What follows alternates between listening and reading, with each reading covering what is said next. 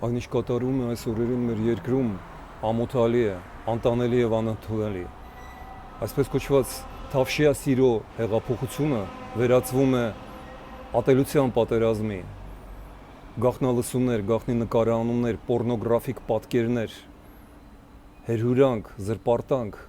երկու կողմերն էլ օգտագործում են նույն միջոցները, որովհետև փաստորեն երկու կողմերի ետևում էլ նույն ռուսական հատուկ ծառայություններն են կանգնած, KGB-ն ու FSB-ն։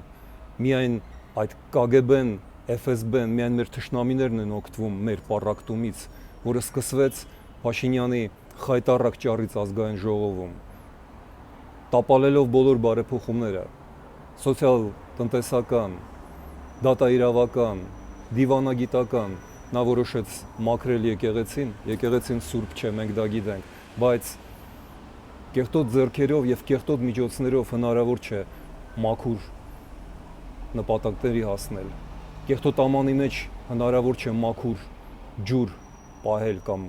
ճաշ պատրաստել մաքուր։ Կանգ առեք, ինչ եք անում։ Սա ինքնասպանություն է։